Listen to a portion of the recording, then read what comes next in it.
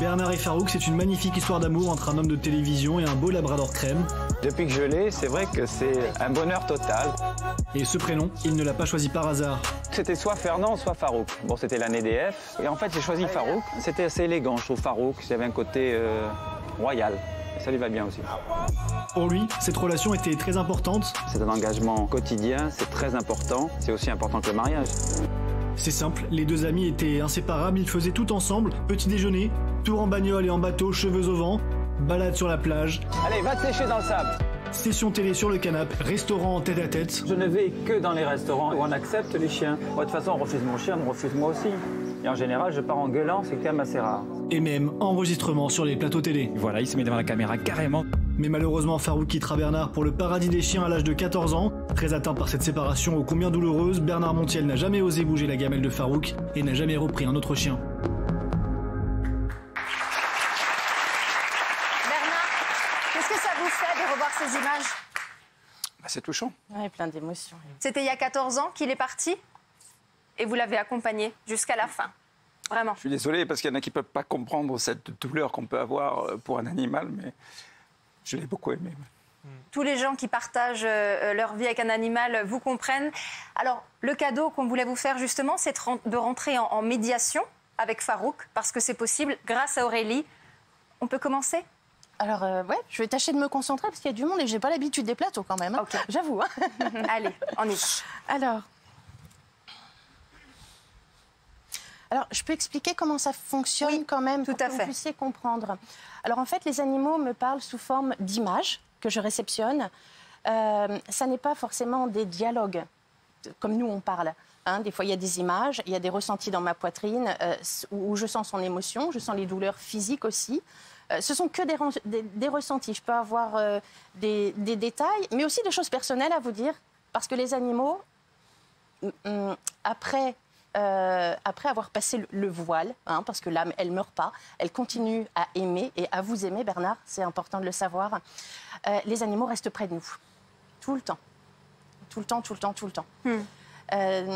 Donc, voilà, je vais vous dire ce que j'ai. Je vais avoir des petits détails. Je vais vous dire tout simplement, mais j'ai besoin de votre coopération pour pouvoir comprendre, parce que ça, c'est vous qui saurez. D'accord. D'accord. Alors, merci. il vous faut une photo, hein? Voilà. Alors, oui. Alors, j'ai étudié un petit peu quand même avant de venir, parce que je dis au cas où je stresserais. Hein, ici, il faut quand même que j'arrive à dire quelque chose. Voilà. Alors, j'ai retenu qu'en fait, Farouk, c'est un chien qui est là, qui est posé. Alors, je parle au présent, hein, d'accord? Parce que moi, je le sens là au présent. Je sens que c'est un chien, en fait, qui est très posé. Et quand il est là, en fait, il investit les lieux. Alors, tout autour de vous, je l'ai senti vraiment posé. Et quand je dis ça, c'est qu'autour de votre périmètre, autour de son périmètre, il y a un instinct qui est protecteur. Mais comme s'il était vraiment très, très zen. Il bouge que s'il y a besoin. Ce n'est pas un chien qui se baladait quand il était sur les plateaux avec vous. Il était vraiment là. J'ai vu aussi que de temps en temps, il y a des choses qu'il sentait et que... il lève un petit peu la babine, là, pour montrer qu'il y a quelque chose qui ne supporte pas, mais il n'y va pas, il n'attaque pas, il ne grogne pas plus que ça. Avec beaucoup, beaucoup de respect, mais il fait sentir qu'il y a quelque chose qui ne lui convient pas. Vous vous souvenez de ce chien? C'est bien de lui dont je vous parle? Bien sûr. Non, mais c'est bien de lui dont je vous parle, vous reconnaissez ça? Oui, oui, bien sûr. En fait, il a une prestance et j'ai senti aussi que, en fait, il aboie peu, mais c'est un gros ouh. Alors, j'ai pas fait le concours d'aboiement de chien, mais à force... C'est vrai, il aboyait très, très peu. Très, très peu. Très, très peu, mais c'est un aboiement qui est là, qui est fort, qui est grave, et c'est un seul. En fait, hein, c'est avec un chien avec énormément de prestance. Alors, justement, Aurélie, est-ce que Farouk a un message pour Bernard aujourd'hui? Alors, j'ai vu qu'il est régulièrement dans la voiture. Il devait faire beaucoup de voitures avec vous. C'est-à-dire qu'il était partout avec moi, franchement. Ouais, donc, mais la voiture, c'est vraiment l'endroit où il est resté encore, toujours avec vous. Il aimait la voiture. Il aimait beaucoup la voiture. Et il est assis derrière, à droite. Moi, c'est là où je le vois essentiellement. Oui, ou à côté, souvent. Mais à droite. Oui, il conduit pas. oui, À droite. absolument, oui. Pourquoi Ouais. est-ce que les chiens restent comme ça auprès de leur maître? Pourquoi est-ce que l'âme d'un chien reste? C'est très important ou est-ce qu'au bout d'un moment, il y a une coupure et l'âme part? Mais c'est l'amour. C'est l'amour tout simplement. Parce que l'âme, elle n'est faite que d'amour. Et l'amour des animaux, elle reste coûte que coûte. Parce qu'il faut savoir, et c'est très important, l'animal, il ne sait pas aimer. L'humain a déjà du mal à savoir aimer, à savoir s'aimer lui-même, à savoir aimer donc du coup aussi. Mais l'amour des animaux, c'est pas de l'amour, c'est de la dévotion. C'est un cap inconditionnel. au-delà. Sacrifice. C'est dans vrai. le sacrifice.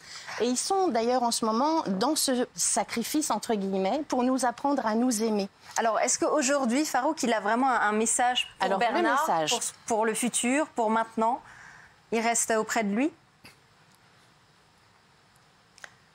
Alors, le message, Bernard, eh bien, c'est qu'il faut s'occuper de guérir son cœur de son départ, parce qu'en fait, à chaque fois que vous êtes en douleur, parce qu'il n'est plus à côté de vous, il a de la peine. Ça lui fait de la peine. Parce que c'est pas à lui qu'il pense, mais à vous. La peine que vous avez, vous, il a du mal à la supporter. Alors, si vous voulez, on va se revoir après, je vous explique comment faire. Alors, merci. Ça. Merci beaucoup. Merci beaucoup. Bernard, justement, je crois savoir que ça fait 14 ans, mais que vous avez laissé la gamelle exactement au même endroit depuis. Ah oui, j'ai rien touché.